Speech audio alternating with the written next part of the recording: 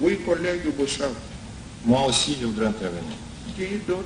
Bon, Président, merci pour la parole. Il ne s'agit pas ici de s'inscrire en porte-à-faux eu égard à l'article 151 de la Constitution. Les collègues Matata posent le problème de la protection des droits fondamentaux des sénateurs. Il s'agit ici de l'application de l'article 168 de la Constitution. Les arrêts de la Cour ne sont susceptibles d'aucun recours et sont immédiatement exécutoires. Un arrêt a été rendu, lui restituant toute sa liberté. Et aujourd'hui, il ne comprend pas pourquoi le procureur peut ériger une barrière en ce qui concerne sa liberté de mouvement. C'est cette question de la protection des droits fondamentaux des sénateurs que pose le collègue Matata.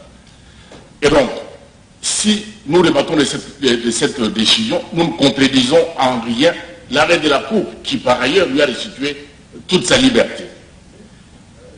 Si, mais dans tous les cas, je voulais d'abord dire au Président que la Cour de cassation s'étant d'abord déclarée préalablement incompétente, le principe qu'il a évoqué est simple, non bis in idem. On ne peut pas revenir deux fois sur le même dossier, étant donné que cette juridiction s'était déjà déclarée même incompétente pour les poursuites. Ici, les collègues posent un deuxième problème.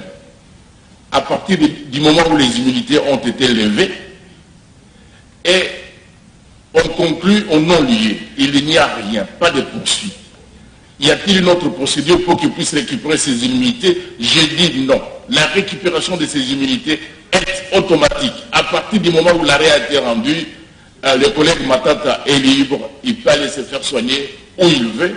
Tout ce qu'il veut ici, c'est le soutien, comme vous l'avez dit au noir président, le soutien de cette Chambre. Et nous devons nous opposer qu'on puisse l'empêcher de sortir pour ses soins. Il doit pouvoir bénéficier de la liberté de mouvement parce que l'arrêt de la Cour lui a rendu toute sa liberté. J'ai dit au noir président.